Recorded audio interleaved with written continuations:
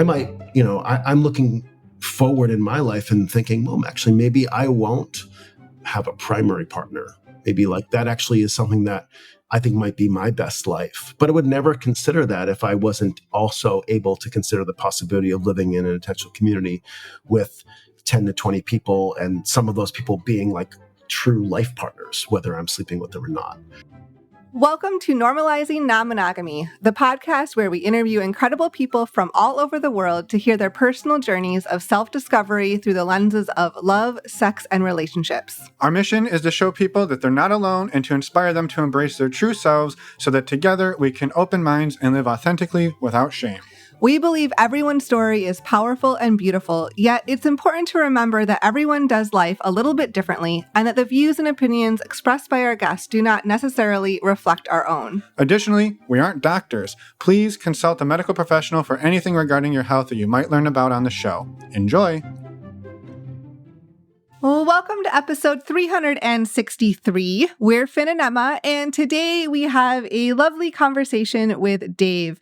Dave identifies as solo poly, and today he walks us through his journey over the last 13 or 14 years to get to where he is today. Yeah, the Dave that you are all about to witness has gone on a hell of a journey over his time. And so incredibly grateful for him coming out today to share his story and to talk with us about the journey to get here. And I think one of the things that we absolutely love about this conversation is that anybody who knows us knows that we love community and we talk about community all the time as a really foundational part of this journey for anybody who's figuring out how to be non-monogamous and do non-monogamy in their own way. And Dave takes us through like how he built community for himself, how he found community, and how he's really gone all in on that over the last few years and just the transformation that he's seen. So it's been a big one. It's been a big one, and absolutely love this conversation. So once again, thank you, Dave, for coming on, for sharing your story, and for helping us spread the word about how amazing community is. Yes, thank you so much, Dave. One more quick note about Dave. We talk about it in the interview, but Dave was actually up here in September in the Bay Area. He came up from San Diego to help run a workshop for us. We made jokes about it later in the episode about how amazing it was. It actually hadn't happened at that time, but it was amazing. It was. It has happened now. And it was super fun. So we weren't bullshitting. Well, we were, but we were accurate in our predictions. So if you want to get more Dave in your life, Dave does incredible work. He runs different workshops and retreats and has some incredible content on his website, which you can find linked in the podcast show notes down below or over on our website, normalizingnonmonogamy.com. Click on the podcast tab. You'll figure it out. We believe in you. Yes. For anyone who's a premium subscriber, we're going to jump into the interview with Dave now. And for anyone else, we do have a couple of announcements. A new one today, so stay tuned for that. Oh yeah, we got something big and exciting, besides the fact that I'm sick. Yeah, right. Which, spoiler alert, that's what's going on. For anyone who's not familiar with the premium subscription, it's a way to skip these announcements up front, but don't worry, we still share important dates in the outro so you don't miss those. To sign up for the premium subscription for only $4 a month, go to our website, normalizingnonmonogamy.com, and scroll down on the homepage. And while you're scrolling down, you're gonna have to go all the way to the bottom to get to that information about the premium subscription. You're gonna scroll by, though, this important announcement. This exciting new announcement that we've been raving about for the last 25 seconds, which is we launched new shirts. For anybody who's a longtime listener who's been on our website, you used to see our Give Love shirts, which are still available. Those are still available for anyone who wants one. But it was time to unveil a new shirt. And the new shirts you can see on our website, they say, be kind, humaning is hard. Because those are both very true things. Very true. So go over to our website, normalizingnonmonogamy.com. Scroll down again on the homepage. You can find those new shirts right there. And we're running a special, if you buy a shirt and order a shirt before October 31st, 2024, you get a discount. So after that, the prices will increase slightly. Yeah, this is sort of we launched this in a way that we get a bulk discount. And so the more of you that buy the shirt, the better price we get. And we've been able to pass that price along to you. So you're going to save like 10 to 15% on the price of the shirt if you buy it in the next couple weeks. So go and order one now. Get yourself a shirt. The other thing we want to tell you that's happening this week is exciting. Our next virtual speed friending event, it is on Friday, October 25th. That's this coming Friday. If you're not familiar with our speed friending events, we used to call them virtual meet and greets, where we've rebranded. If you're not familiar with these events, we use Zoom breakout rooms to put you in rooms with 3 to 4 other people, give you a question to talk about for 6 to 7 minutes, and then rinse and repeat throughout the night for about 2 hours. So you get to meet a bunch of like-minded, amazing people throughout the evening and just have a lot of fun. To sign up for the virtual speed friending event, go over to our website, normalizingnonmonogamy.com, and sign up at the banner at the top of the page. You can sign up right there or under the events tab. And a quick reminder, these are open to anyone. You just must be open-minded and respectful. So come and join us. And last note, if you happen to miss this and you miss and say, oh, I really wanted to join, don't worry. Come and join the one in November. There'll be another one soon. Yep, we do these every month. And a quick note about this month, we're going to try out a new strategy for scrambling the rooms in a way that I believe confidently that you will meet a whole bunch of people without repeating people over and over. So we're hopeful. We're hopeful because Zoom launched a new feature that I'm excited to try out. Yes. So if you want to come be a part of the Finn experiment, we'll see you on Friday. We're both excited about this because it's been a limiting factor in our previous events. And we've solved it. Yes. So see you on Friday. If you're looking for more community than just hanging out with us for a couple hours on Friday, we also want to remind you that we have a virtual community. We tell you about it every week because it's one of our favorite things on the planet. We would love to have you come join us. We meet in where we live there. It's an app called Mighty Networks, and we have a private community with about 320 people in it. Amazing people from all over the world supporting one another. We have men's groups. We have women's groups. We're expanding the community. We actually brought in some new moderators. We're starting to do workshops. We're doing all sorts of amazing stuff, and we would love, love, love to have you come check it out. To sign up, go to our website, again, normalizingnonmonogamy.com, and click on the community tab. You can find out information right there. And we'd love to see you in there. Please, yes, come join us. All right, the last and final thing we want to tell you about up front here is our favorite way to get tested for STIs. That is stdcheck.com. We tell you about this every week because it's so important. It's so important as you're navigating non-monogamy to know your sexual health status, especially if you're navigating non-monogamy in a way where you're hooking up with other people or having sex with other people. Knowing your sexual health status is critical. This is the service that Emma and I use. We absolutely love it. We've used it for years. And if you use the links in our podcast show notes down below or on the resources page of our website, you save $10 off of a 10-panel test, which brings the cost down to $129. And using those links helps support the show financially so we can keep bringing you free podcasts every single week, which we absolutely love to do and we don't want to stop doing. So again, you can check out those links in the podcast show notes or on the resources tab of our website. And thank you to everybody for using them, who has used them, and who will use them after hearing this. A quick reminder, finally, to reach out to us, send us a voicemail, send us an email. We would love to hear from you if you'd like to be a guest on the podcast, or if you just have a comment or question for us, send us a voicemail or email. And with that, we're going to jump into this amazing conversation with Dave, and we'll see you all on the other side. Let's go. Welcome to the podcast, Dave. We're excited to talk with you today. We met you a couple of months ago at the amazing Soul Play Festival, and we're excited to jump in and hear more about your background and your story today. So welcome.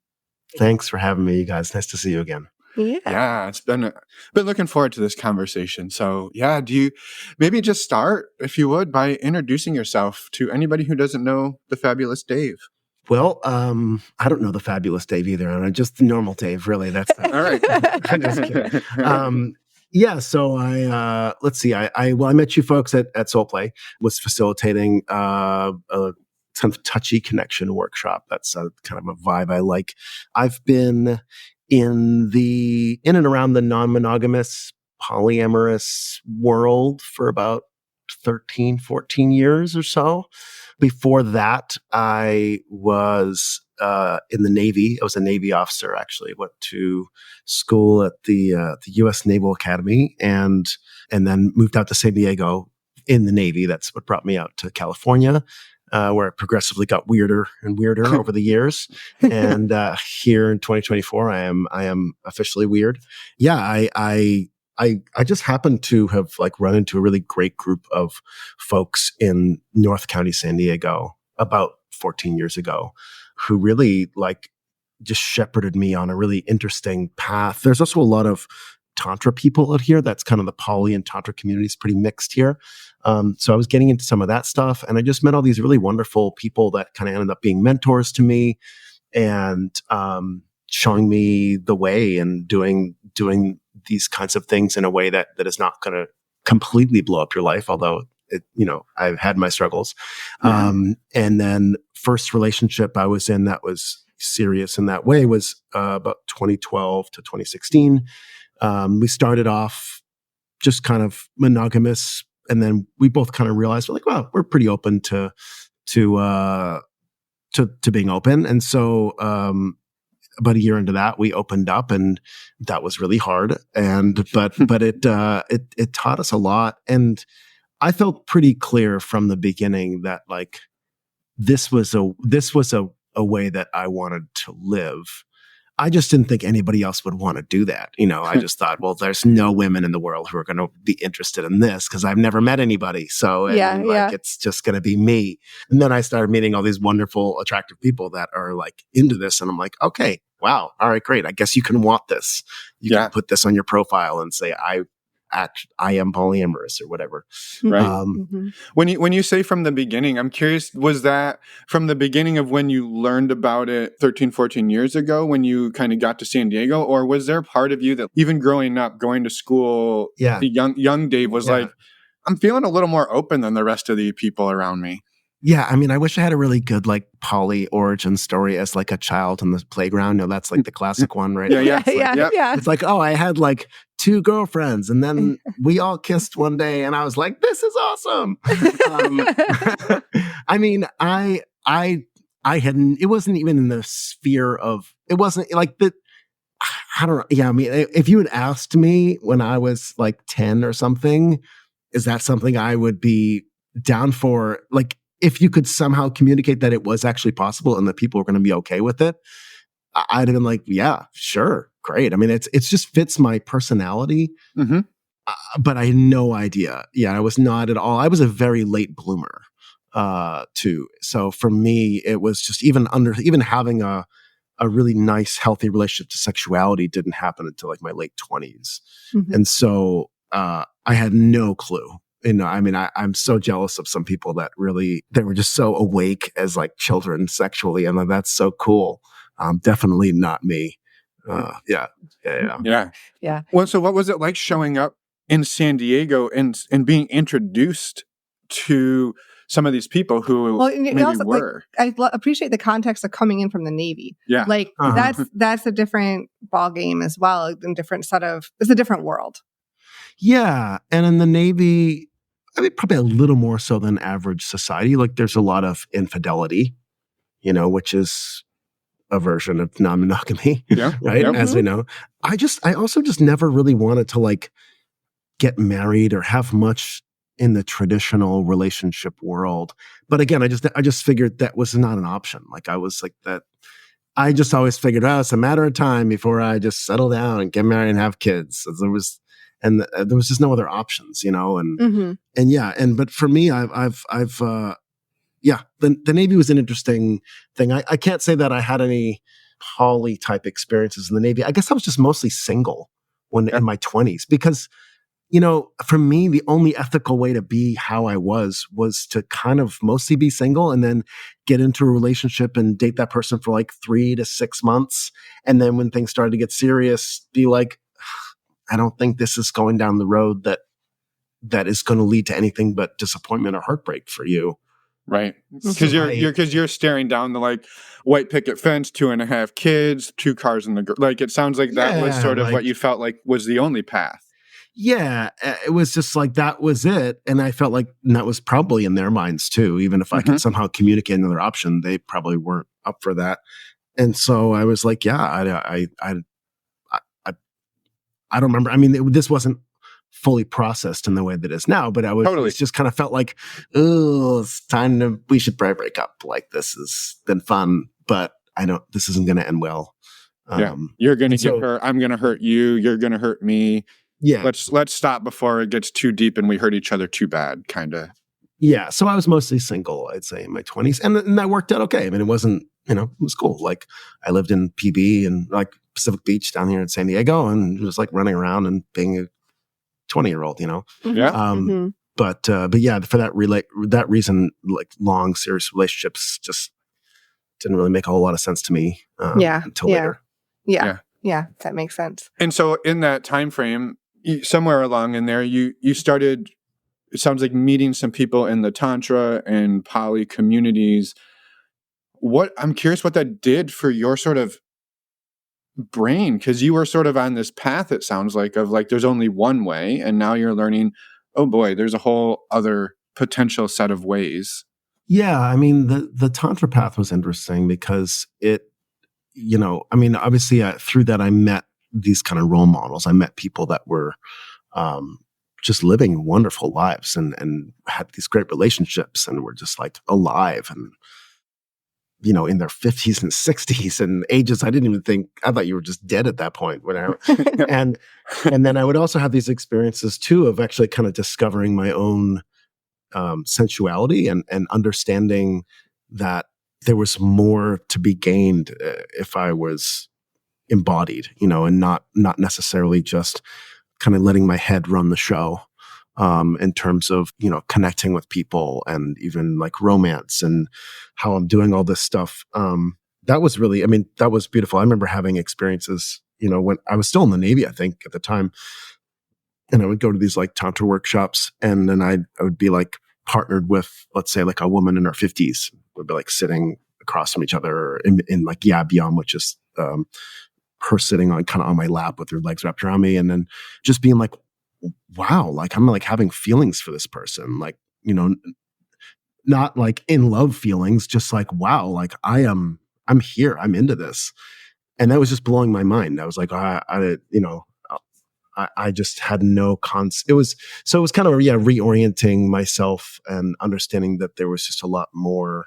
And I think that just kind of like, you're just like, wait, so what else is there? Like, okay, so if I was wrong about that, like what else? And I just went through this period of being like really just open to everything. I was like, oh yeah, like I'll try that. Oh, polyamory, what's that about? Oh, Reiki on my dog. Okay, let's try that. Or whatever. Like, I don't know. Just like past life regression. Great, let's do it. Like, I don't know. I just like got really interested in anything that was kind of something I had no experience with. Yeah, something like more non-traditional. And totally. Was this during the time kind of or at the same time as you were going through that relationship that you opened up, or was this kind of before that? This was a little before, and then 2012 was the relationship that ended up being the first one that we opened up. Okay. And that was super hard. I mean, let's face it, like I went through polyagony, really did. It was no joke. The person that my partner fell in love with was a guy that I knew, a very sweet guy, but really not, doesn't have the healthiest relationships. He had no sense of what was happening in terms of open relating. There was like a weekend where they had decided to run off together after going to a festival, and then she changed her mind and said, oh, I guess I'm not going to run off with them after all, and came back and we talked about that. And it was rough. It was really hard. But there's a lot of things I learned from that. But my biggest lesson was that I needed to be able to express my pain in a way that wasn't just about like throwing daggers. I needed to understand how I needed to be vulnerable. I needed to actually show up and be like, oh, like I'm feeling scared that I'm going to lose you. And I'm like, when this happened, like I just was so angry and blah, blah, blah, and it was hard. It was really, there was like a 2 or 3 month period where I'm pretty sure all I did was process relationship stuff. And that was the summer of 13 was not a lot going on in terms of other things. Yeah. So I'm curious in there too, Dave, because that sounds like that was the first time. I mean, that sounds like it was a big relationship in many ways. First from like a polyamory standpoint, but also it sounds like this was one of the first times you didn't hit the 2 or 3 month mark and try to like break it off and go the other direction, but you were actually at a point of maybe going deeper or trying to make it last longer. And then almost in many ways, like the things you were fearing started to come true. The hurt started to come along with it. I don't know. It was just sort of a noticing that I had in there. Yeah, yeah. I mean, there was a relationship a couple years before that that was kind of on and off for about 2 years, Mm-hmm. and that was kind of my attempt. I don't know. I was going through a weird like David Data phase at the time. I was kind of like, I was just like, I don't know. I was that was a very rough attempt at. I had no context for open relating, but it was like, but we did kind of stay together and go on and off. But I kind of felt like there was still a part of me that knew like I wasn't trying to settle down forever with this person. Yeah. And then I think there was, and then the sort of medium story, or not too short, not too long, is like in 2011, I met a French woman at Burning Man and we fell in love and she was just incredible. And then I realized she lived in France, so there was a whole thing, and I really got to see how scared I was of actually falling in love with anybody. And then that relationship kind of fizzled out, and I was like, okay, I have to like kind of just stop being so afraid of this, right? Because even though I had good reason to not go deep with people in my 20s, there was also fear. There was also just the classic fear of intimacy, and so I got some help, and when I met Paula, the 2012 person, also at Burning Man, then it was like, okay, I think I don't want to keep my hands I want to like take my hands off this roller coaster and see what happens. Yeah, yeah. Lean into the vulnerability of intimacy and trying that. Yeah, for sure. And we, I mean, that experience of meeting her was very, deep and profound. Like we really, fell for each other, and it was an amazing partnership. I loved really every minute of it. It was wonderful. But yeah, it required me to like stop being so careful and calculated and afraid of that kind of stuff. Well, and it sounds like you had like kind of started doing some of that work through the Tantra experiences to like, I mean, you're talking about going to Burning Man. So like that in and of itself is a different experience. And doing some of those things for several years as you're learning and growing and then having to make that actual, no, I have to make this decision to actually dive in, to actually open up and be vulnerable and try these things. And then it sounds like that was the first hurdle in that relationship. But then there was another hurdle of once you open and having to go through those growing pains and learning experiences. Yeah, I didn't know what depth was until really that relationship. And that was when I was about 28, 29, I think. And I had no idea really. It was, and so that, I needed to learn that. And then I needed to learn how to navigate open relationships. And I will say that, even though we went through a lot, boy, we were so lucky. We had like world-class help. Just the community we were in and some of the folks that I was able to talk to and just call up. I mean, like really like so that was probably the reason it was not like 2 or 3 years. It was like just kind of a summer. Yeah, absolutely. Like so lucky to have the San Diego community the way that it was and access to those people. It was just fantastic. Which I just want to say to your credit, you also had been building for the last couple of years. Like you had been getting involved and getting to know these people. Yeah, for sure. Yeah, exactly. Yeah, no, it was amazing. I mean, it's rare. It's rare to have, we had examples of people who had been poly and together for 10, 20 years that were in our community. Like most people, when they open up, they just, they don't know anybody that's like, and maybe they know some people who like their life's fallen apart, but like to have like strong pillars of examples is like, wow, just so incredible. Yeah. Well, I imagine, and I guess maybe imagining, but also curious, right? In those conversations, being able to talk to these people who have, longevity and it looks amazing and beautiful on the outside, but also knowing that probably at the beginning for them, it was hard. They had lots of missteps. They were hurting each other. They were fumbling over it just like Emma and I did and are, and just like you were. And so it's helpful to be able to tap into those communities where there's vulnerability, instead of people just being like, oh, Yeah. I'm a purely relationship anarchist, non-hierarchical, and I have no jealousy, all compersion here. So that's the gold standard, and I don't know why you're not there yet, right? That's a hard bar to clear. We got to watch them go through that stuff too, like go through the things. I mean, one of the things that was happening around the time I was kind of joining that community was Kamala Devi and her friends doing the polyamory married and dating Showtime show, which I still recommend to people. I think I don't know if you all have seen it, but like I think it's a really credible look at open relationships. It's fucking honest, and I think, KD and their, crew and kind of super pod there is a really, they just do a lot of great stuff. That was the people I got to learn from, So we got to watch them. They were going through all that stuff, and that was not easy. And but to see examples of how people handle stress, and how people handle jealousy, and how people go through a broken agreement, or how people work through that stuff, was like, wow, so inspiring, incredible. Yeah.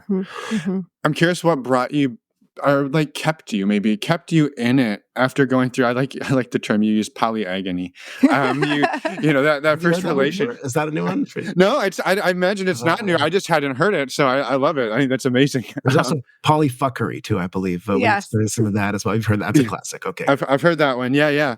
But so coming through that like summer of processing, and it sounds like was that the end of the partnership that summer? No, we stayed together at the end of that. I mean, we considered breaking up at the end, and that's actually one of the things that I think pulled us out of the processing, which is I was like, hey, I can't do this. Like the thing that, and again, I don't want to make this sound like it was like all her fault, because it was my inability to communicate as well. But it was, at the end of it, I said, hey, listen, like this needs to be like a win-win or no deal.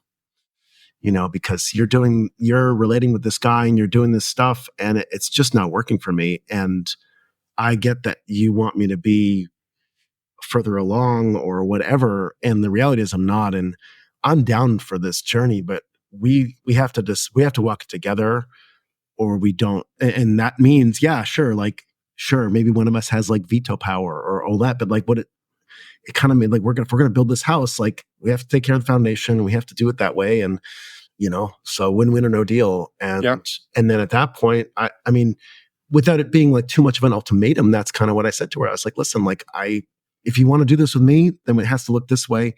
If you want to do it with him, then you can go. But like, these are my conditions, for being in the relationship, is like, we need to go at a pace that actually works for both of us, Which I give you, I mean, I think is in many ways, or in really all ways, is like a really great boundary to set, right? And I know people get all sorts of antsy around ultimatums and veto power and stuff like that. And sure, I think there are obviously really toxic ways to use those. But if you're looking at a situation and saying, if I personally keep on this path, it is not going to go well. And if we keep on this path together, it's not going to go well. So there is often a point where you say, we either turn this direction, or we're probably going to blow up. And that's, sometimes it's just a reality. And you're not saying like you have to leave him and stay with me. You're saying, hey, if you want to go do it with him, go do it with him, but I can't be a part of it. If you want to do it with me, great. I need to go a little slower. And I think that's a really powerful thing to realize for yourself.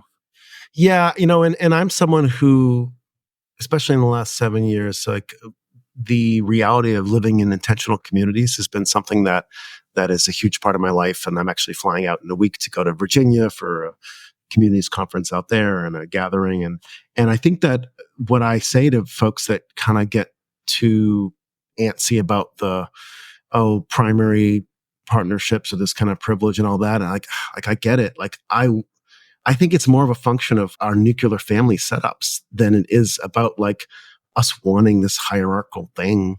And it's like, that's just the reality of it. Like, we have nesting people, we're in our lives, and if we're spending 24/7 with them, like that, there just has to be a level of priority given to the people that we're like on the daily with, and in my ideal world, like we're all living on 10 acres in separate little houses, and and I've actually, because that's become, something that can be a reality for me and has been at times, I might, I'm looking forward in my life and thinking, well, actually, maybe I won't have a primary partner.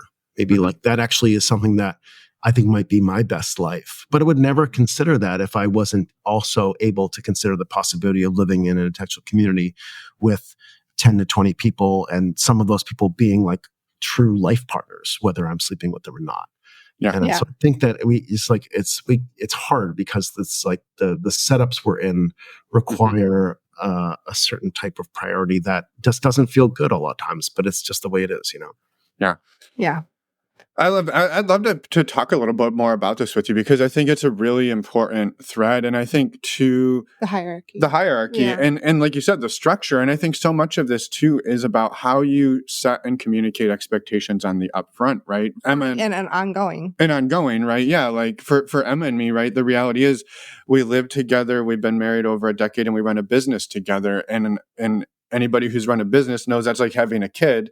And so like there are going to be times where something's going to come up and one or both of us has to jump from whatever we're doing. It could be with family. It could be with friends. It could be on a date. Something might come up. And so I think that's where it's on us or on all of us to say, going into something like, here's what I'm available for.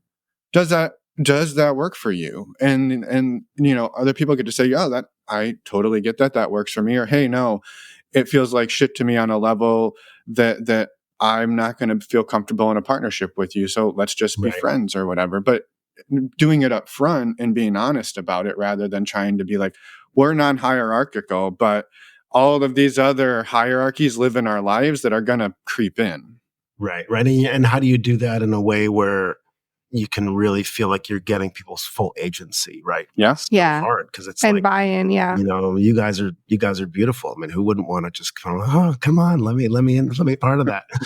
So it's like, it's you can say, hey, this is off the table, but the oxytocin's saying something else, and so it's kind of like, how do you deal with that? And it's the preamble, of course, is really important when you meet new people, and I think we all get better and better at that. I suppose, part of what happened with us, in that dance of finding new people was maybe similar to when I first learned about polyamory. I was like, well, no one's going to want to do this, because then as a couple, you meet these cute people, and they're like, yeah, anyways, I'm looking for like a primary partner. I don't know. The idea of being like second fiddle is not exciting. And you start to wonder, you're like, I don't know, I'm just like, is there anybody out there that would want to like play with us because we're not offering partnership, And I think I'm a solid believer in sexual karma. This is just a little bit of a side. Yeah. I love that. I really believe that like there are gods out there watching our actions, and when we make good decisions that are really tough in the short term, it comes back around. Like they will just like hand us a beautiful person in like the future. And as a couple, what happened with us in that first partnership is like a lot of times we would meet either a couple or another person, and then we'd be kind of onboarding them slowly, as one should. and it was like going well, and maybe we like make out or something. And then, a couple months have gone by, and then we realize, oh, this isn't going to work. And then, but there's that decision point where you're like, but I mean, it kind of could. and then like one of us, usually the person is less attached to the person. One of us would just be like, yeah, we know that this isn't going to work out. Like, let's just be honest and let's let this person go, or let's, whatever. And it's just such like, oh, it's so hard.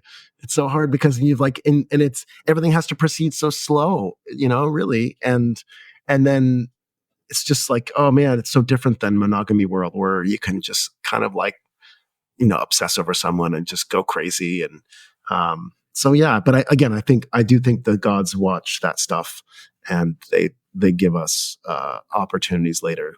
Yeah.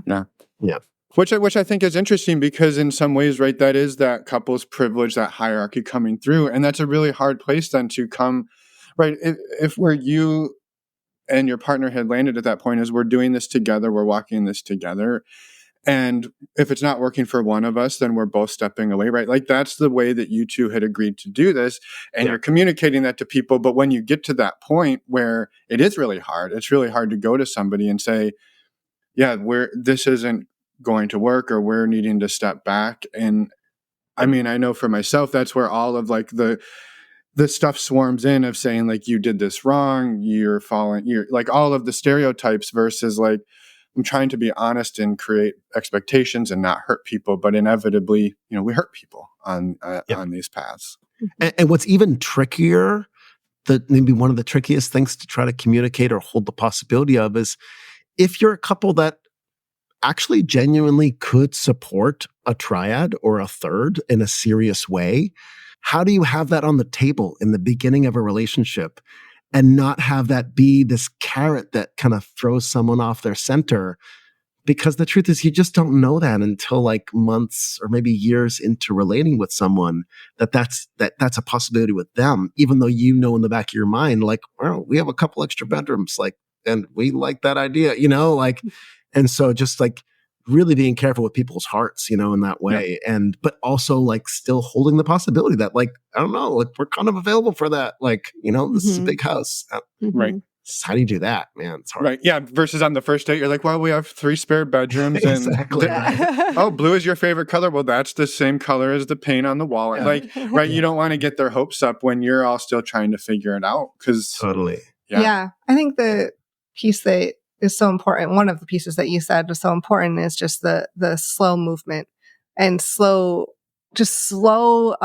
discovery of each other, exploration of other people, because that allows for more communication and for like when you get to decision points, making the harder decision sometimes because you feel like that's ultimately going to be the thing that like is most caring of other people and yourself probably. So like I think that slow pace is so hard to do often, especially because everything in our world is telling us to go faster. And the brain chemicals are too. They're like, this is amazing. Move into the spare bedroom so we can do this every day. Yeah.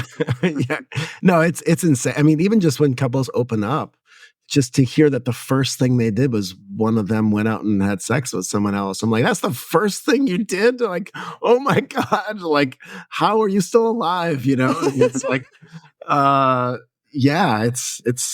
get it, because we don't have any role models. We don't know, how do you do this? Like, that's what you do in monogamy, right? Like, let's just do that. But like, wow, there's so many steps between, A and Z being, partner going out and banging a stranger or something, which perhaps not even advisable in monogamy world, right? Like maybe we could slow down there as well. That's the beautiful thing. Yeah, you really do get to see all these weird things that we were doing in monogamy of like, oh, like that's probably not a good idea anyways, actually. And then you see your friends that meet people and they're just like, wait, so you've spent like a few hours apart in the last month? Like, is that you just met this person? Like, I mean, listen, I honestly think that kind of works for like a very small percentage of the population. So I'm not here to say that that's always bad, but wow. Yeah. It's a thing. It is. We actually just had an interview release. Well, I can say the date it came out because it was today, the day we're recording, August 21st, if people want to go back and look. But it was with Bear and Fifi, and they had a quote in there that really landed, and I thought it was beautiful, which is, we went at the speed of trust. Ooh, no. And so they were like, it would have been really easy to start doing like long weekends and overnights and go really, really fast. And instead we like really pumped the brakes and developed a companionship and trust before we started like diving into those places that really like fueled the fire. Yeah. So I thought that was a really beautiful, like the speed of trust. Mm-hmm. I like that. That is really beautiful. Yeah. My friend Daniel used to say that his goal was to grow in love versus fall in love. Yeah. So that was sweet too. Yeah. Just changes the image of it, which is so, beautiful. Yeah. I'm curious, Dave, as you've gone through this journey and now sort of doing it as a solo person in many ways, how has that sort of informed maybe how, I don't know, looking back, like how you did it as a couple, and also maybe empathy for other people who are doing it as couples or in other configurations, triads, quads, whatever, that you might be interacting with or getting into partnership with? Yeah, I mean, I love being a good special guest star, or like like to come in and use the tools that I've acquired. It feels good. I really like being solo poly. Honestly, these days, I'm open to another partnership, but it's more exciting for me to like build a little crew and try to buy some land together and then have a lot of partners, but nothing that's like, like 24/7 partnery thing. I think it's kind of, to me, it reflects in sort of what you've been talking about all along about the importance of community and what you've learned through that and learning from people around you. And so I would love to maybe learn more about that as well. Like what I mean, that looks like for you. I didn't realize until I think, I don't know, something like 5 or 6 years ago, I was kind of just reflecting on my life and I was like, I don't remember the last time I slept with someone that I don't have a handful of mutual friends with. Like there was this like, it was never an intention. I was never like, oh, I'm not, I was on dating apps. I was out, I play music for a living. I'm out like 3 or 4 nights a week. So I'm meeting people in conditions where they may want to sleep with me. Mm-hmm. That's why I got into music to begin with, obviously. So, and so it's not that couldn't happen, but it was just like, wow, I have this wonderful community of people where there's this trust network, because if I have 20 mutual friends with someone, they're far less likely to ghost me or have, act in a disrespectful way, because why would we? Would we give up the connection to that community and burn bridges? And so, yeah, I just realized after a while, I was like, wow, I've really, like my whole life is existing within these communities, and that feels really good. And especially with poly, it's just like, it's, to be around people that have had has that experience. And there's just a lot of, I think some people hear that and they go, oh, well, like I know everybody in my community and, I'm only attracted to a few of them. It's just like, I just feel like, that's like saying, well, I live in San Diego and I've seen San Diego. I've lived in San Diego for 20 years. It feels like I've seen San Diego, but it's kind of a big fucking city, and there is a lot. I've probably seen like 1% of San Diego. I'm really, and there's so much territory to explore in the relationships that are there within our communities. And the truth is, if we have a deep relationship with someone in our community, then everybody that they have a deep relationship with is we are connected to in that way, right? That's that. And so, man, it's just like, I just stopped, really like putting any attention on strangers, like, and they're cool and everything. But like, why, and I'm just such a more community minded person. And I think polyamory really showed me that, because it only really made sense to do that. I mean, that's the thing about, being polyamorous is like, you realize, oh, I got to find the watering holes where the polyamorous people are. And so, that's your first clue. But in monogamy land, like you don't have to do that. You could just figure, well, I'm going to just go where once you start being specific, which everybody should be, regardless of where, like what are the kind of people you like being around? Who has your real shared values? Like a bunch of them. Where do they hang out? And how do you not go there on day one to meet someone, but how do you go there on day one to like help take out the trash and do the dishes and like get to know the organizers and support them trying to bring people together and, just being a helpful person and give a bunch of hugs and compliments. Like, I just feel like that kind of it's such a better way to acquire new relationships. And yeah, again, I think Polly taught me that. Mm-hmm. Mm-hmm. Yeah, I love everything you just said so much, because it's one of the things specifically that we tell other men or men who are getting into, I think dating in general, but non-monogamy for sure, is yeah, go like get off the apps, get out in person. And I know this is really hard in some really remote parts of the country or rural parts of the country. So I'm not saying this is easy for everybody to do, but finding, again, even if it's just finding your people, even if they aren't polyamorous, to say, oh, I'm really into model trains, so I'm going to go to the model trains meetup. And instead of just going there and taking, I'm going to say, email the organizer, ask them how I can get involved, ask them if they need help, ask them, right? And if you show up as somebody who's then there helping build the community and grow it and give back to it, you're going to meet people. And it's, for me, it's so much easier to be like, hey, Finn, you're now on a team with, Jamie, and you two are going to go and hang up signs around the neighborhood. And you just have a half hour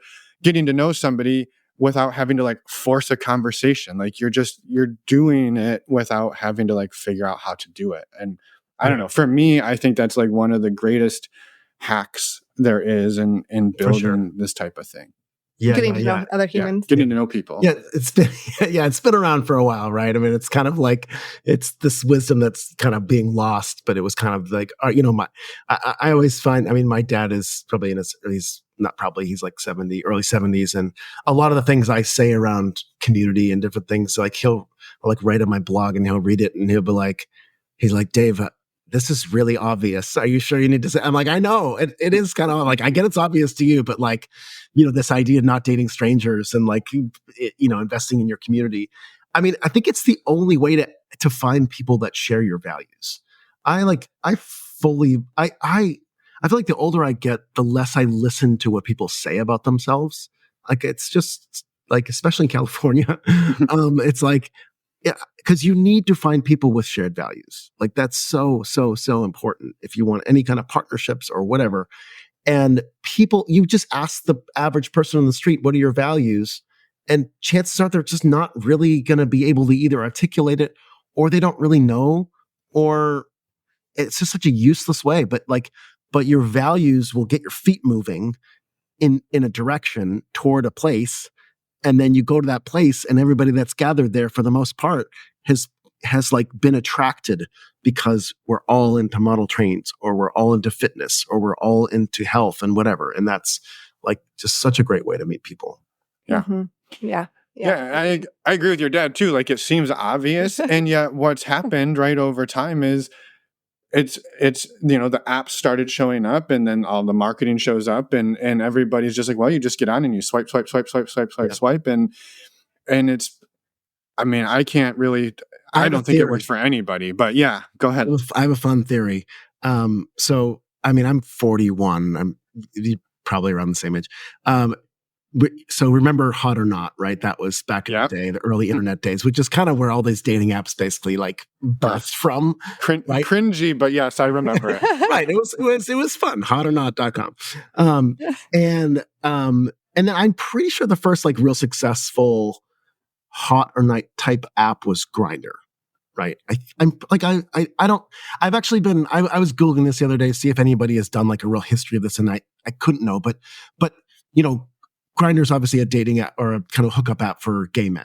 And that model works really well for gay men, right? Hot or Not is perfect. It's like, will I have sex with you? Yeah. All right, let's meet up. Great. Perfect. And then what happened was like straight land, and lesbian land too, probably, but let's say, straight land kind of saw Grindr and was like, oh, let's do that. And they made Tinder, and then they made Bumble and all these. But it's like, that is a horrible way for straight people to get together, because it's what that app is good for, and what that model is good for is casual sex.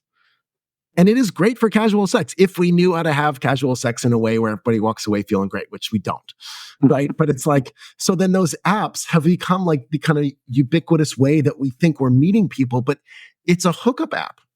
That's what it's designed for. It's not supposed to be for finding people with shared values and relationships. And so what we do is we end up meeting these people, and then we get hooked on the sex is good. And then, but we don't have anything in common with them. And then we go through these, like cycles of like falling in love and then breaking up because we didn't actually have anything in common. The apps, like online dating, like I think there's ways to do online dating where again, you can do it with shared values, but again, I don't think people actually know their values.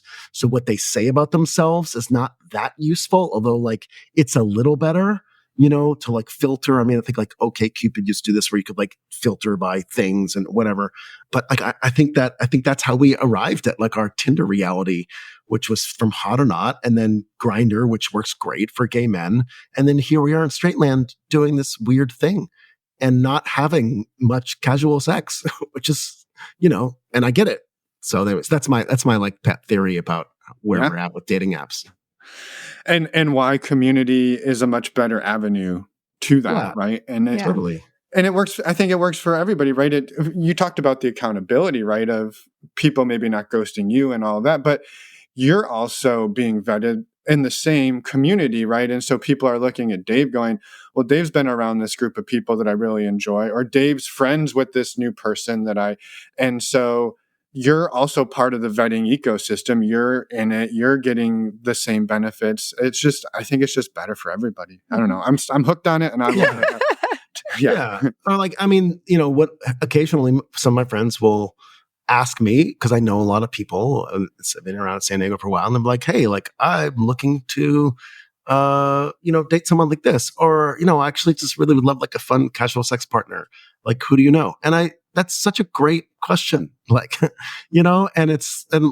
like, why don't we do that more often? Like I feel like it's very underutilized. We know the people who know the people, right? We know the kind of the connectors, and they know us. So like they're not just using what we say we want. They're using like their intuition about like, oh, like Dave's kind of this kind of weird creative person. He could use, another weird creative partner, whatever, and so, that's just but again, like to do that, and to benefit from the community, you have to like show up for it. And it's not on day one, right? You get to like, you got to take out the trash a few times, you got to play with the model trains or whatever, You got to put in investment.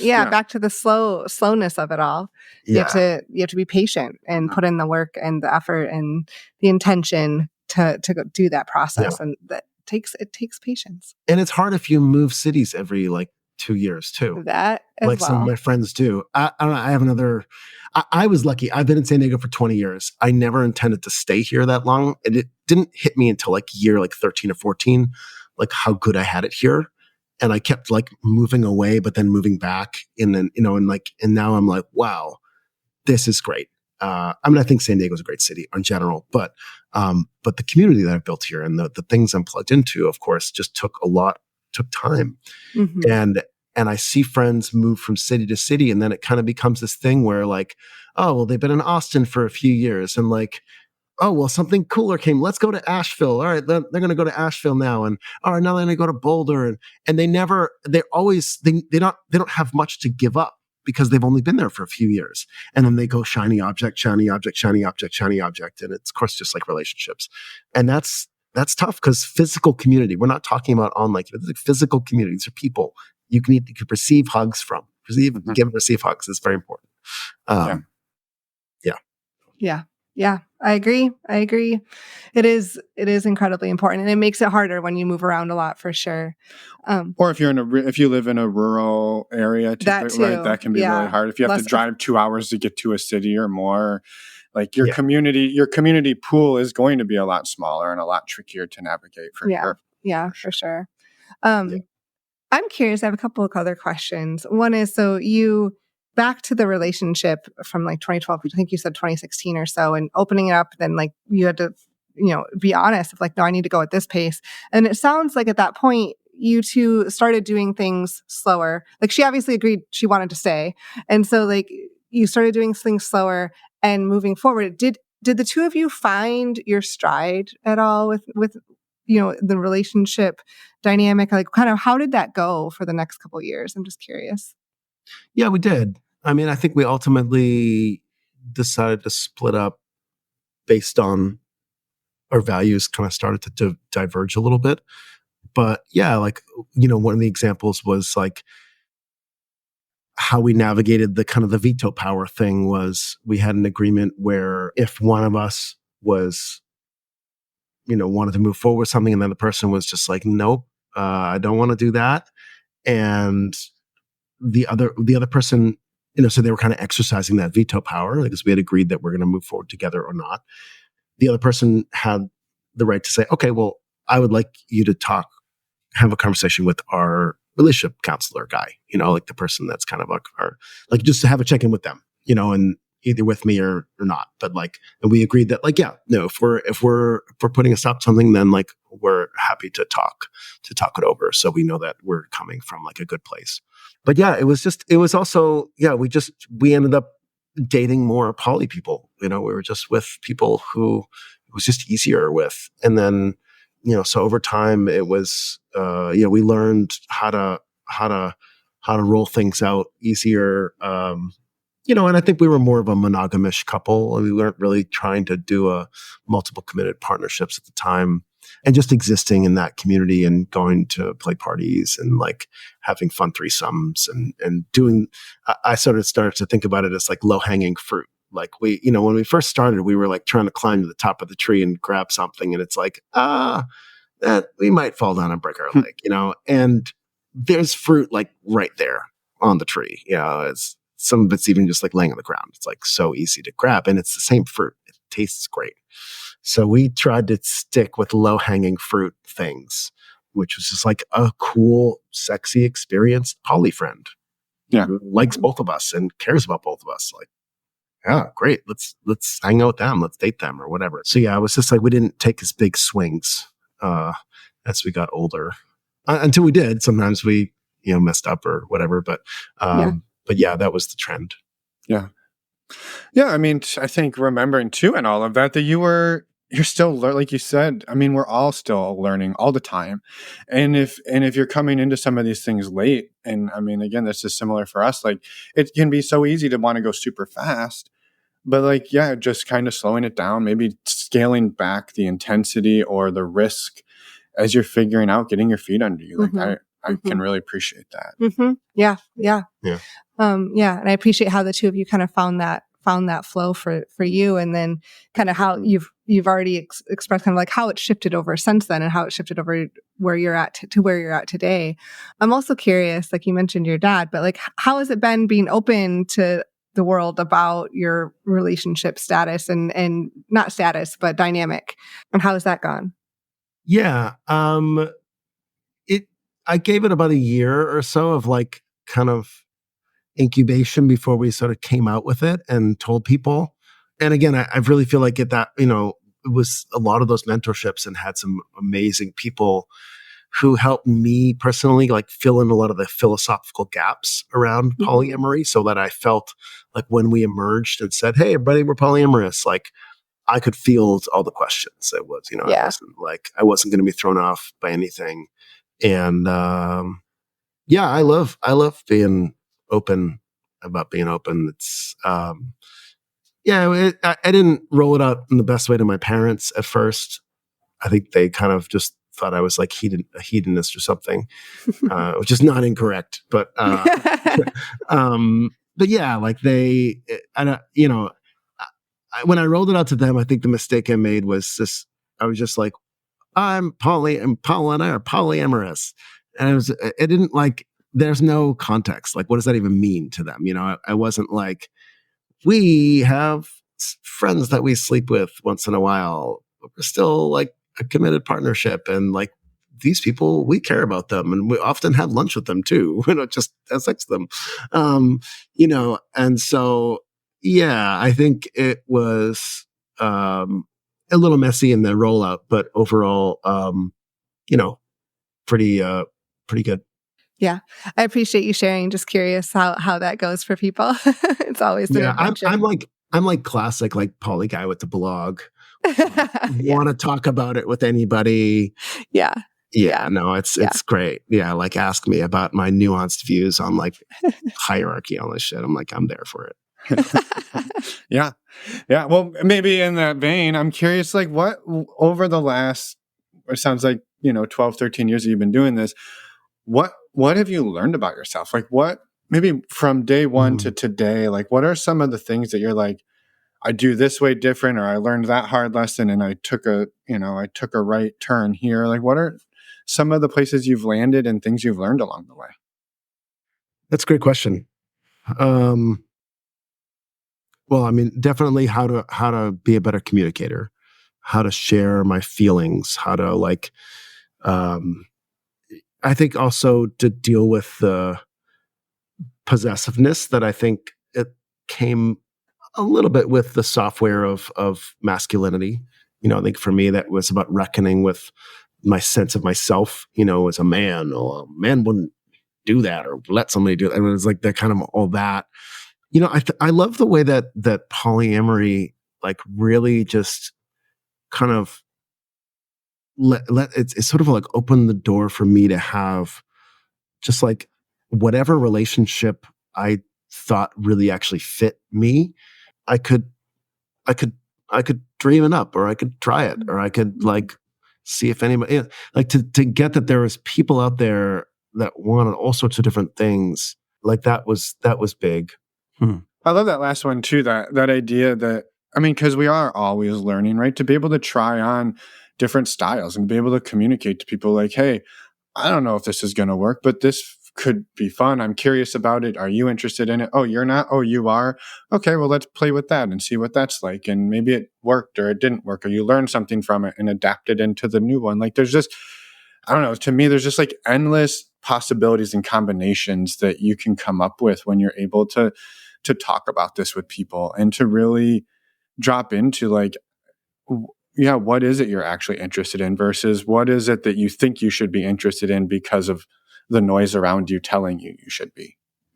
Mm-hmm. Thank you, Dave, for everything that you've shared so far today. I know that we could like dive in and go deep. Yeah, I was going to say investigate, but that wasn't the right word. So much of your story. But I'm curious for you, like, is there anything that you feel strongly to get out in the world that you want to share that we haven't asked? I mean, I think the piece around community is just so important. I've run into people who have, gone years trying this stuff on their own. Or, even like, hey, books are great and everything, but like, it's not enough. Online courses, not enough. It's just not.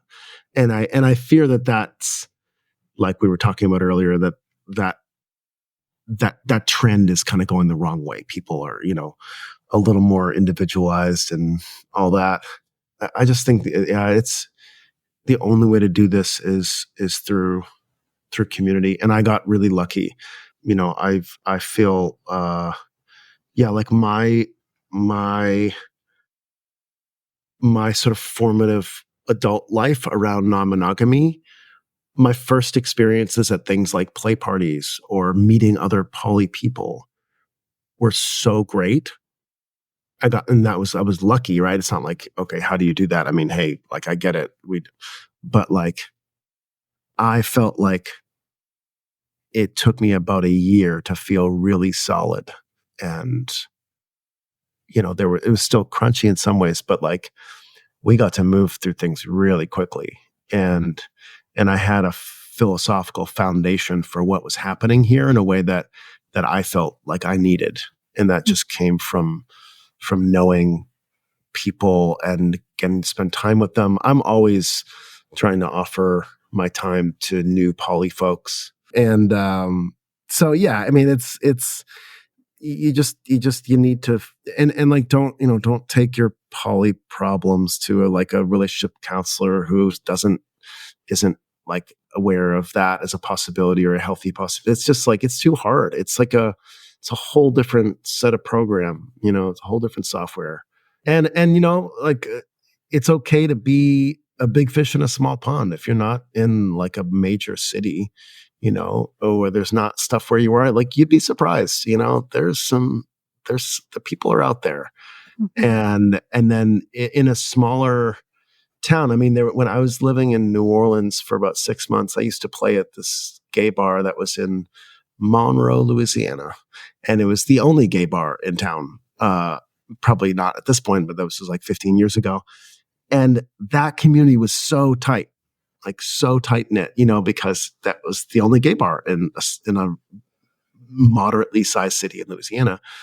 And so, something like you can go to San Francisco and be like, oh, this is so great, I wish I was here. But like, there's something really sweet about a very small community that and you see the same people, and then like that's its own kind of family. And so there's pros and cons to being in a big city, or a place like San Francisco where everybody's poly or whatever. And so just like either join something or start something, and it's just what I've realized is what having, like, I think when I look back, that not only, I mean, sure, the being in that sex positive community has been supportive for my love life, but really it's actually been just the fact that there is a community. That's the thing that's actually been amazing for my life. We could be all into, German Shepherds or whatever. It doesn't, it's actually the community that's important. Yeah. Not so like, yes, then the community also provides a certain type of support for a lifestyle. But what it really provides is a community and people who care about me and people who I feel like I belong to, like I've always said that showing up to play parties for me, one of the things that I really, really love is that it feels like a place I don't have to explain myself. And I think that's a great marker for like a sense of belonging. Yeah. Finding the community that works for you. Yeah. You don't have to explain yourself at. And so I just can't say enough about that, the importance of that and the benefits of that. And show up as a generous person, like show up with some cookies, and like stay late and help clean up. You just like, you go to a gathering at someone's house and you just stay after and do their dishes. You're going to get somewhere, like that's it, man. Like, you're really like, they're going to be like, hey, who can I introduce you to? That's awesome. You're great. Like, who are you? What's your deal? Yeah. And it's, as someone who's an organizer who gathers people often, it means a lot to see people acknowledging and supporting the amount of work that takes, I mean, that was for me with you guys, you reached out and said, hey, look, could we do a workshop for our community? And I saw the way you guys were holding that community and I was like, yeah, let's do it. And how can I make that as easy as possible for you guys? Like you're I want to support what you're doing. I see the generosity and I see the way that is supporting people. And, so I think it's just rare that those kinds of people are important. And so, yeah, I appreciate that. Yeah. It does bring up a question that I have been sitting here like thinking about is and as somebody who's been in lots of different communities, traveled around the world and around the country, how do you? I think there's sometimes my brain sometimes catches on to like, what's the risk here? And I know there is and can be a risk falling into a community that, I mean, no community is perfect, right? There's flawed people, there's flawed communities, flaws are out there. Humans are flawed, right? And so, but you're in a community and something doesn't feel right about it, right? Or like, I guess, how did you or how have you, as you've moved around the world, finding community, been able to sort of vet those for yourself? Yeah. How do you know when you've joined a cult, basically? Exactly. Yeah. How do I, right. Because I agreed earlier, you said like, it's, books aren't enough, podcasts aren't enough, workshops aren't enough. And I think, I know I agree 100%. And in some ways they do inform some, right? It is good to have like a baseline knowledge level, but when you land in a community, how do you know like, oh, these people aren't taking advantage of me, I'm not going to get hurt? Like, how have you done it for yourself to keep yourself safe? Yeah. And it's a great question because it goes through a lot of people's minds. And I also understand that you're asking it through the lens of kind of what people are wondering. So I'll say this, and it sounds a little dismissive, but like, you don't know. Yeah. It's as if it's like someone who's been single and has never been in any relationships, and then like you're suggesting, hey, like, relationships are great. People, team up with some people, do that. And they're like, I don't know, man. How do you know when you're getting into a relationship and it's an abusive one? Or how do you know that person won't leave you? Or how do you know that person won't die? Or how do you know that? And it's just like, yeah, you don't. You definitely don't know. And that might happen. And that's why people don't do it. And you might join a community and wake up in 3 years and realize you joined a cult. That is absolutely possible.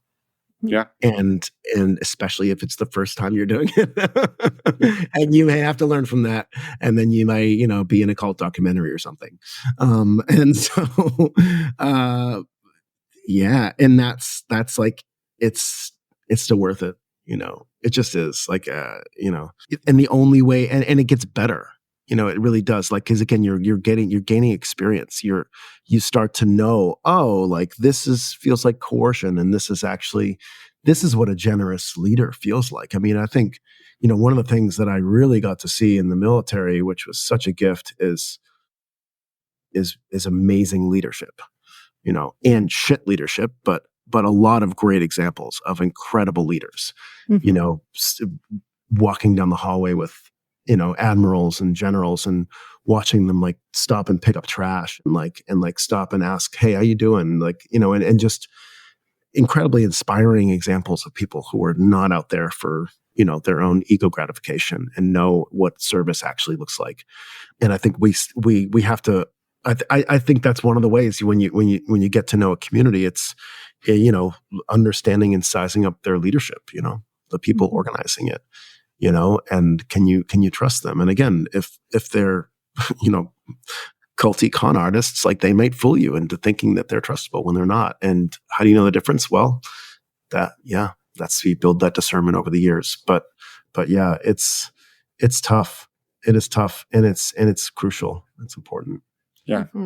Yeah. I think too, one of the things that just kind of comes to the surface as you're sharing that, Dave, is like you get, sounds like you got a lot of your discernment by, I learned some in the Navy. I learned some in Louisiana. I learned some in San Diego. I learned some over here. I went to this so like, because you join the San Diego community, it doesn't mean they take away your card and you can't get into other communities. Like, join multiple, get out there, find, even if they're just about different things, but you can join multiple polyamorous communities, multiple non-monogamous communities, and feel start them out for yourself. Feel where do you feel good? If you're in a spot and you're like, well, Dave said to find community. Finn and Emma tell us to find community all the time, and I'm around all these people and I feel like shit. It's okay to keep looking. You don't have to like accept the first community that comes your way or that you stumble into. Right. Yeah. And communities are a great place to find other communities, right? Because like you've kind of referred to, it's not just like a binary, circle of people or nothing. It's all these circles overlapping. And so, of course, within a given community, you're going to have hundreds of connections to other communities through the people in that community, because those people are in multiple communities. And the reason they're in this community and the other community is because there's a similarity. So you find the community, you find the people within the community that you resonate the most with. And you're like, where do you hang out? Like, what else do you do? Like, cause I like polyamory, but I also like magic. And where's the intersection of that? Oh, it turns out a lot of people doing that. So great, let's go there. And you like magic and you like horses, like, and like, then you go find like, and I think too, like it really is about going where the people are.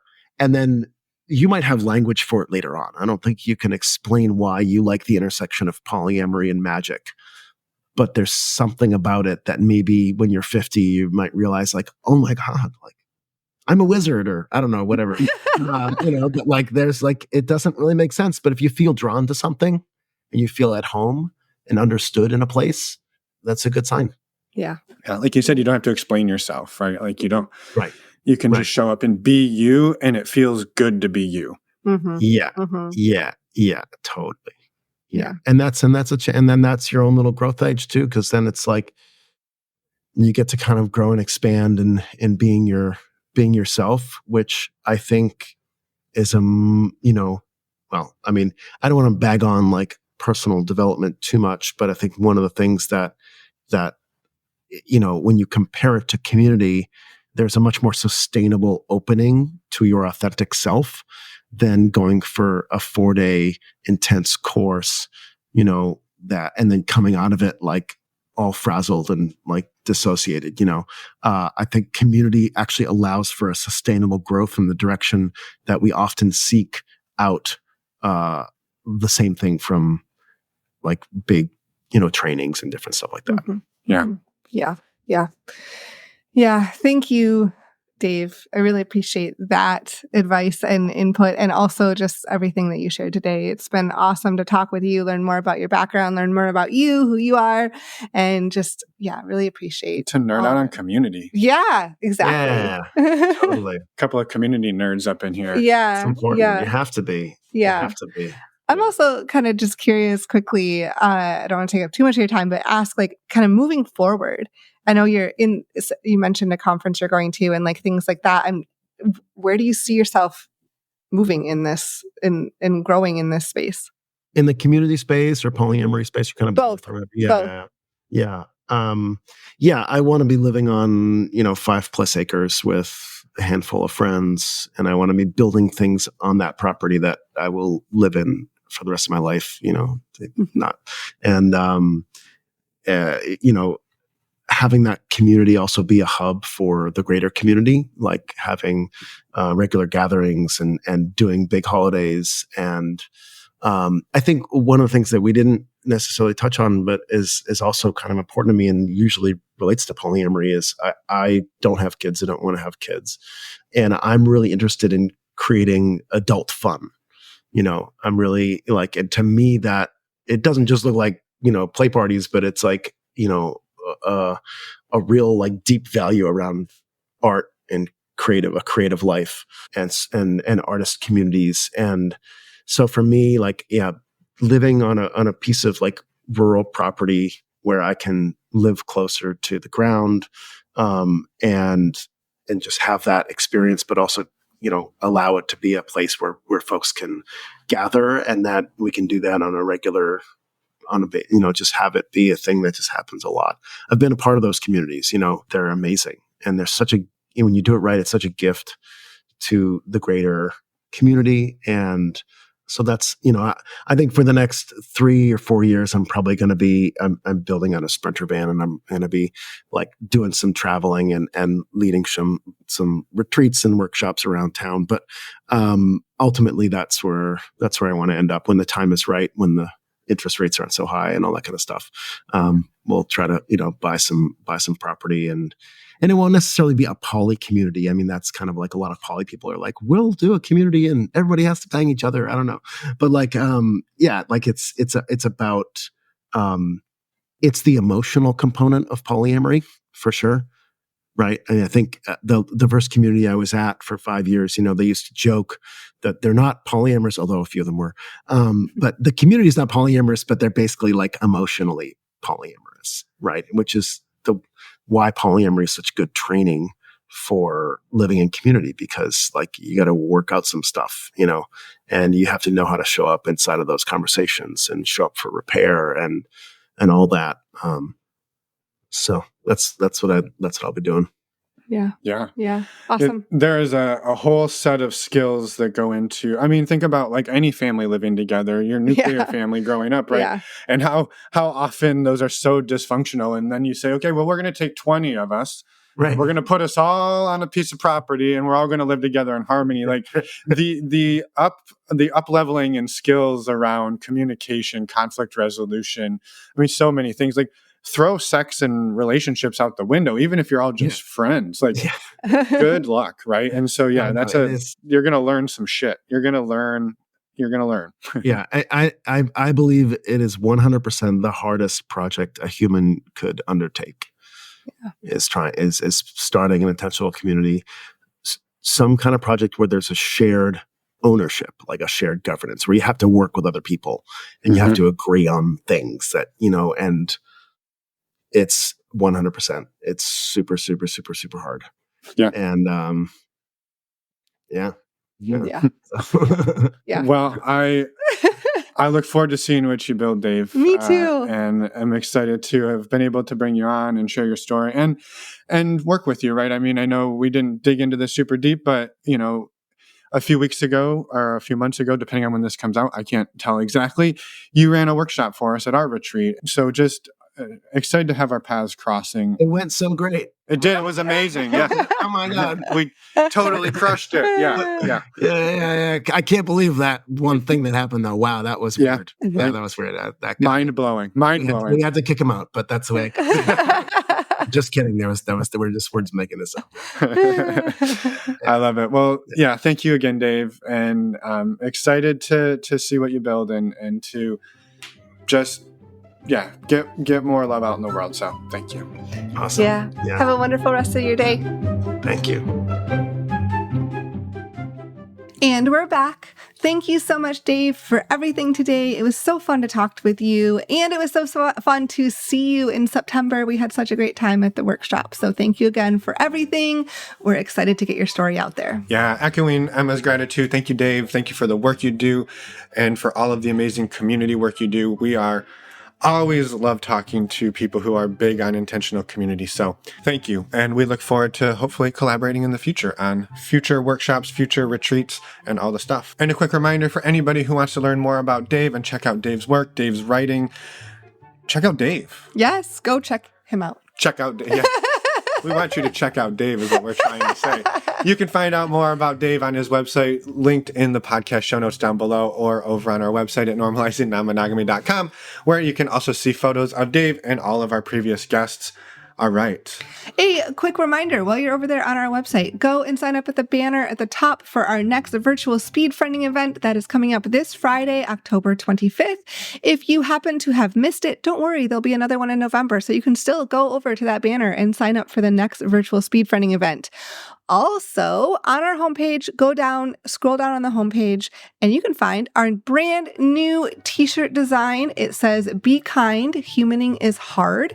You can get long sleeve t-shirts, sweatshirts, tank tops, all of these things are available. And a quick note, you get a discount if you order them before October 31st, 2024. Get your shirt. Yes. I'm wearing one right now. Yes, you are. It looks amazing on me. It does. It's a really great shirt. All right. The last thing we want to tell you all is what we've got coming up on the podcast. Well, first of all, we've got a Friday episode. I was going to say, we have a Friday episode first. This week, we are bringing in a guest to have on our Ask Us Anything. So if you're not familiar, every month, Miche is a friend of the show. She's been on the show quite a few times. Mm-hmm. We've been doing these Ask Us Anything episodes for the last year. Actually, this will be episode 13. So we are over a year old, but we're bringing in a special guest this week. We're bringing in Mila from One Condoms to talk about condoms and answer all of your condom questions. We have some incredible questions, and it's going to be a great conversation. So keep your ears peeled for Friday. That's coming your way. Yes. And then next week, we got a special secret surprise. We do have a special secret surprise. There will be an episode next Wednesday. We're doing something we've never, ever done before on the podcast, and it is not fucking with my OCD at all. Totally good with it. It is super excited. Yeah, we are super excited. It is something new for us. So don't worry, there'll still be an episode next Wednesday. It's just going to have a little twist. I love trying new things. Yeah. All right. Well, we will see you all we'll see you all on Friday. We'll see you on Friday for the Ask Us Anything and for the virtual meet and greet. Yep. Well, virtual speed friending. Yep. And then we'll see you next week for a special surprise. And then after that, regular Wednesday episodes. We're here. And I don't know that anybody's still here. It's just you and me now, Emma. I know. All right. Well, thank you to anybody who's still here. We are grateful for you and all of you. So have a wonderful rest of your week. We'll see you on Friday. Bye, everyone. Thanks for listening.